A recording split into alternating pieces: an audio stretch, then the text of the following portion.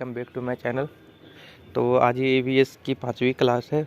इसके पहले 4 वीडियो बनाया गया है जिसमें हम लोगों ने कुछ इम्पोर्टेंट पॉइंट्स डिस्कस किए हुए हैं, जैसे कर्णम मल्लेश्वरी के बारे में, मधुबनी पेंटिंग के बारे में, जानवर और उनकी विशेषता के बारे में, पक्षी और उसके घोंसले के बारे में। तो आज ये 5वीं क्लास है। इस क्लास में हम लोग पढ़ेंगे मकान एवं उनकी विशेषताएँ, उनके बारे में कि किस जगह पे घर कैसा बनता है और क्यों बनाया जाता है। अगर पिछला वीडियो आप लोगों ने नहीं देखा है तो डिस्क्रिप्शन में लिंक रहेगा, आप लोग उसको देख लीजिएगा। चलिए शुरू करते हैं। तो सबसे पहले बोनस क्वेश्चन पिछले क्लास का क्लास 4 में पूछा गया था कि नीचे दिए गए जीवों के समूह में किसकी दृष्टि श्रेष्ठ होती है। वे मनुष्य की तुलना में 4 गुना अधिक वस्तुओं को देख पाते हैं। तो जिनकी दृष्टि सबसे ज़्यादा तेज होती है उस लिस्ट में आ जाते हैं चील, बाज और गिद्ध। तो इसका आंसर हो जाएगा ऑप्शन नंबर 4। ये कल की पिछले क्लास की जो होमवर्क थी, जो बोनस क्वेश्चन था, उसका जवाब है। आज की क्लास हम लोग स्टार्ट करते हैं। तो सबसे पहले हम देखते हैं असम के मकान के बारे में। असम में मकान किस तरह का होता है। तो यहाँ पे क्या होता है, असम में यहाँ अत्यधिक वर्षा होने के कारण हमारे घर ज़मीन से लगभग 10 से 12 फीट ऊंचे होते हैं। यानी असम में जो है बहुत ही ज़्यादा बारिश होती है, जिसके कारण वहाँ का घर कैसा बनाया जाता है, ज़मीन से 10-12 फीट ऊंचे बनाया जाता है और इसे मजबूत बांस के खंभे पर बनाते हैं। ये घर अंदर से भी लकड़ी के बने होते हैं। ये जो आप घर देख रहे हैं, ये नीचे से देखिए, नीचे बांस लगा हुआ है। ये बांस के सपोर्ट से, जहाँ भी देखेंगे आप, नीचे बांस लगा हुआ रहता है। बांस के सपोर्ट से इसको 10-12 फीट ऊपर बनाया जाता है और ऊपर का घर भी लकड़ी का रहता है। अब लकड़ी का नहीं है, लेकिन ये भी ऊपर बनाया गया है क्योंकि बारिश अत्यधिक, इतना ज़्यादा बारिश होती है कि कब बाढ़ का टाइम कहाँ पे आ जाए, मकान सब ढह जाता है। इसी कारण इसको परमानेंटली नहीं बनाया जाता है, बांस पे बनाया जाता है। तो असम के बारे में यही याद रखना है क्या कि बहुत ज़्यादा बारिश होती है, जिसके कारण घर 10-12 फीट ज़मीन से ऊपर बनाया जाता है। इसके बाद अगला जगह की हम बात करते हैं। तो अगला है मनाली का मकान। मनाली में जो मकान बनाया जाता है वो किस तरह का मकान होता है। तो आप लोग को पता ही है कि मनाली क्या एक पहाड़ी इलाका है। मनाली एक पहाड़ी इलाका है। यहाँ भी बारिश बहुत होती है और बारिश के साथ साथ बर्फ़ भी पड़ती है। तो यहाँ के मकान कैसे होते हैं, यहाँ के मकान पत्थर के होते हैं या लकड़ी के होते हैं।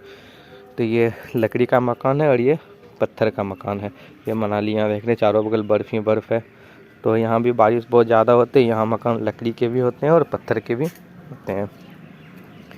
इसके बाद अगला मकान हम लोग देखते हैं लेह के बारे में। लेह का मकान ये बहुत ही इम्पोर्टेंट है, इससे क्वेश्चन हर साल पूछा ही जाता है और इस जो टॉपिक से हैं, ये मकान से रिलेटेड कम से कम 2 से 3 क्वेश्चन आपको या तो मैच करो मिलान करने वाले में आएगा या फिर डायरेक्टली आपसे क्वेश्चन पूछा जाएगा। तो लेह के बारे में, लेह ज़्यादा इम्पोर्टेंट हो जाता है यहाँ के मकान के बारे में, तो इसको देखते हैं।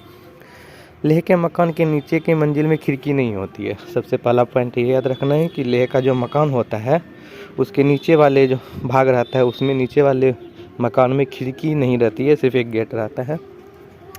लेह के मकान के छत को मजबूत करने हेतु पेड़ के मोटे तने का इस्तेमाल किया जाता है और छतें समतल होती है। इस तरह के छत जो है वो समतल होती है और समतल और मजबूत बनाने के लिए पेड़ का जो मोटा तना होता है उसका इस्तेमाल छत बनाने के लिए करते हैं। लेह में मकान के छत घर का महत्वपूर्ण हिस्सा है।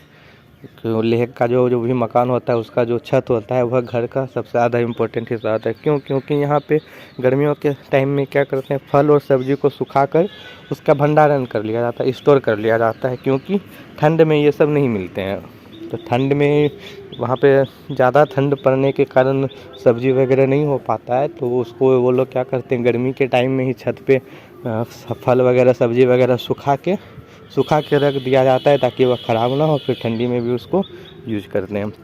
इसलिए कहा गया है क्या कि छत बहुत ही इम्पोर्टेंट हिस्सा होता है लेह के मकान का।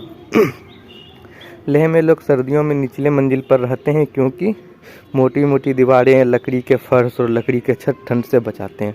तो जब ज़्यादा ठंड पड़ती है, वहाँ भी बर्फीला इलाका है, तो ज़्यादा जब ठंड पड़ती है तो लोग नीचे वाले मकान में आ जाते हैं, क्योंकि यहाँ पे खिड़की है ही नहीं। पहले ही बताया गया है खिड़की नहीं है तो उतना ज़्यादा ठंड का इफेक्ट नहीं पड़ता है और मोटी मोटी दीवारें होती हैं और लकड़ी का छत रहता है, तो जिसके कारण से ठंड अंदर नहीं आती है। और गर्मी के दिनों में ये लोग ऊपर वाले फ्लोर पे चले जाते हैं और नीचे में जो खाली रहता है उसमें ये लोग जानवर को रखते हैं गर्मी के टाइम में। उसको उतना ज़्यादा फ़र्क नहीं पड़ता है, हालांकि फ़र्क पड़ता है, लेकिन नीचे वाले मकान में उस जानवर को रखा जाता है और ऊपर में खुद रहता है और छत पे लकड़ी सुखाया जाता है। तो इसमें इम्पोर्टेंट पॉइंट इतना ही याद रखना है कि लेह में 2 मंजिले का मकान कम से कम होता है और नीचे वाले मकान में खिड़की नहीं होता है। छत बहुत इम्पोर्टेंट हिस्सा होता है। छत जो है आपका लकड़ी का बना हुआ रहता है। बस इतना ही इसके बारे में, लेह के बारे में ध्यान रखना है। इसके बाद हम लोग देखते हैं राजस्थान के मकान के बारे में। राजस्थान का मकान आप लोगों को पता ही है कि यहाँ बारिश बहुत ही कम होती है और गर्मी बहुत ज़्यादा पड़ती है। चारों बगल रेती दिखाई पड़ती है। गाछ वगैरह सब ऐसे ही सूख जाती हैं क्योंकि यहाँ पानी की इतनी ज़्यादा कमी है, बहुत ज़्यादा कमी है। यहाँ के लोग जो रहते हैं वो मिट्टी के घर में रहते हैं। कैसे घर में रहते हैं? मिट्टी के घर में रहते हैं। मिट्टी का घर बना हुआ है, मिट्टी के घर में रहते हैं। क्यों रहते हैं वो भी हम देखेंगे। घरों की दीवारें बहुत मोटी होती हैं। इनकी दीवारों को मिट्टी से लीप पोत कर सुंदर बनाया जाता है, क्योंकि हम मकान मकान का घर रहता नहीं है, वो मिट्टी का ही मकान रहता है, मिट्टी का ही घर रहता है। तो उसकी दीवारें बहुत ज़्यादा मोटी कर ली जाती है, क्योंकि गर्मी जो है वो अंदर नहीं आए ज़्यादा। ठीक है, गर्मी से बचने के लिए वहाँ पे मिट्टी का दीवार का इस्तेमाल करता है, मिट्टी का ही घर बनाया जाता है। और उसकी छतें जो होती है, छत वह कटीली झाड़ियों के बनी होती है। आप देख रहे हैं, ये देख रहे हैं, जो छत होता है वह कटीली झाड़ियों का बना हुआ आता है। क्यों? क्योंकि वहाँ गर्मी बहुत ज़्यादा पड़ती है, जिसके कारण से लोग मिट्टी के घर में रहते हैं, मिट्टी का घर बना के रहते हैं। इसके बाद है कश्मीर का मकान। ये भी बहुत इम्पोर्टेंट हो जाता है। लेह के बाद अगर दूसरा ज़्यादा सवाल आपका पूछा जाएगा तो यहीं से पूछा जाएगा कश्मीर के मकान के बारे में। तो चलिए कश्मीर के बारे में पढ़ लेते हैं। कश्मीर में शिकारा घूमने हेतु और हाउस बोट टूरिस्ट हेतु प्रयोग की जाती है। तो एक 2 प्रकार के नाव हैं, एक शिकारा और एक हाउस बोट, दोनों का यूज होता है।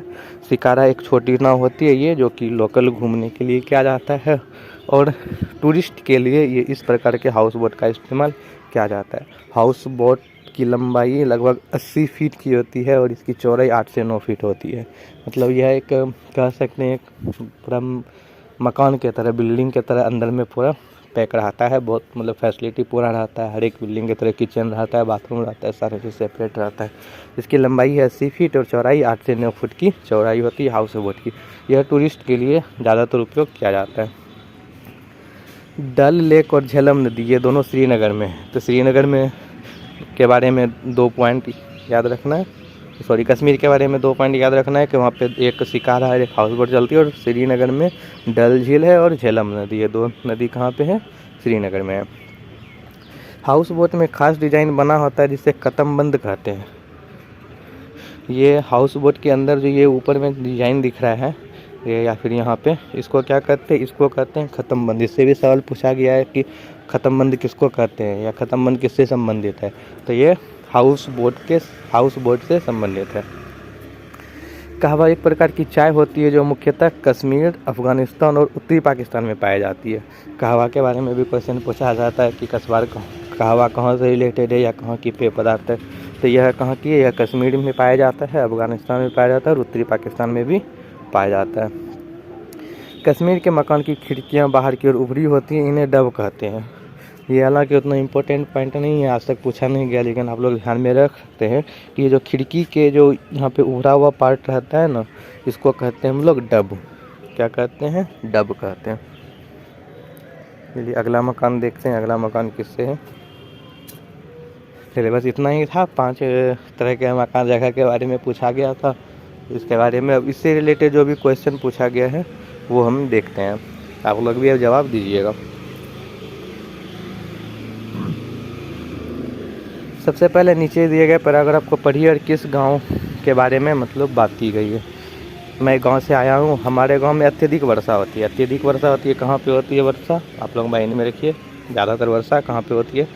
इसलिए हमारे घर धरती से लगभग 10 से 12 फीट ऊँचे बने होते हैं। 10 से 12 फीट ऊँचे बने होते हैं। अत्यधिक वर्षा होती है और इन्हें मजबूत बांस के खंभों पर बनाया जाता है और ये अंदर से भी लकड़ी के बने होते हैं। तो आप लोग को अब तक में समझ में आ गया होगा कि ये कहाँ की बात हो रही है।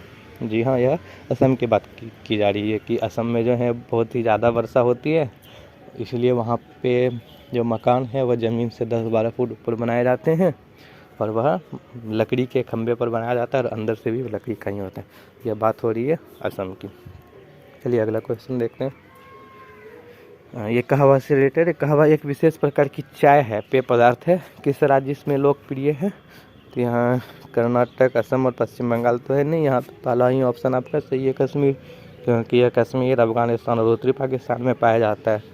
तो फिर वह फेमस है कहाँ के लिए? कश्मीर के लिए। अगला क्वेश्चन देख रहे हैं।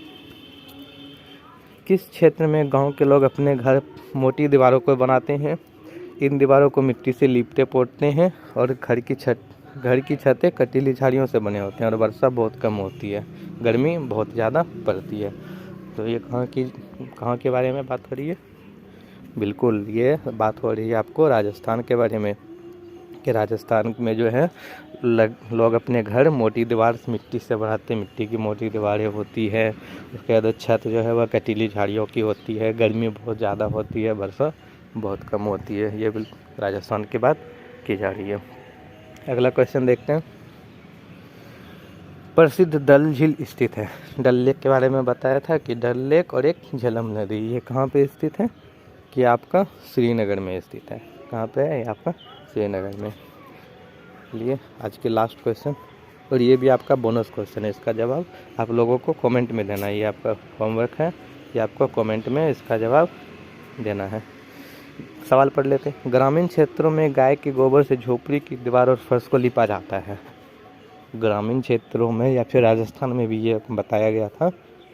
हालांकि ये पॉइंट डिस्कस नहीं किया हुआ है, इसको आप लोग देख के बताएंगे कि जो दीवार को जो है गोबर से लिपा जाता है, गोबर से दीवार को और फर्श को लिपा जाता है, क्यों? इसके पीछे का रीज़न क्या है? पहला ऑप्शन है चिकना और साफ बनाने के लिए, दूसरा ऑप्शन है खुरदरा बनाकर घर्षण बढ़ाने के लिए, तीसरा है फर्श को प्राकृतिक रंग देने के लिए, चौथा है कीटों को दूर रखने के लिए।